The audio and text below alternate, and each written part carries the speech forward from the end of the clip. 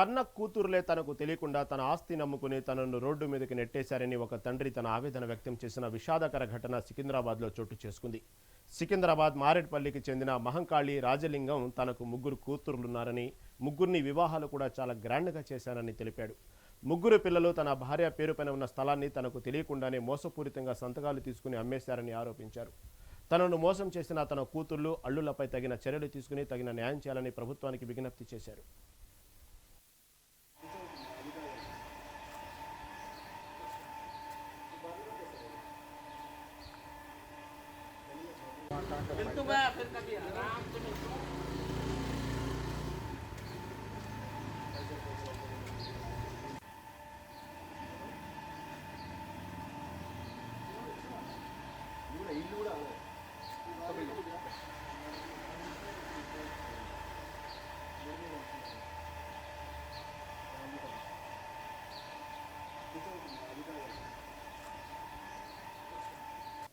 నా పేరు రాజలింగం.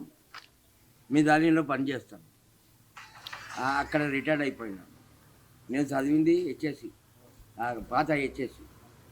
నేను ఐటీఐ చేసినాను. మంచి ఉద్యోగం దొరికింది మీ దానిలో. అది కథ.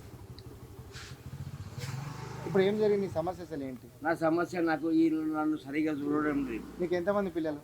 ముగ్గురు ఆడపిల్లలు. ముగ్గురికి పెళ్ళిళ్ళు అయినాయా? ముగ్గురు పిల్లలు నేనే చేసిన. నేను ఒక్కరినే చేసిన.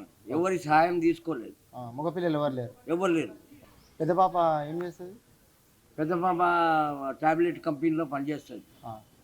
ఏదో సూపర్వైజరో మేనేజరో ఏదో ఉన్నది, నాకు తెలియదు.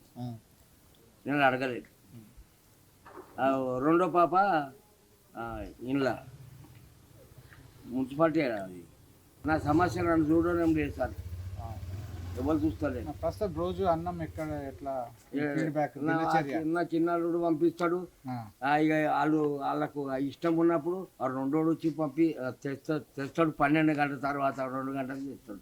12 గంటల లోపల, 12 నుంచి 2 గంటల లోపల ఎప్పుడన్నా చేస్తాడు. నా పేరు రాజలింగం. మీ దానిలో పనిచేస్తాను.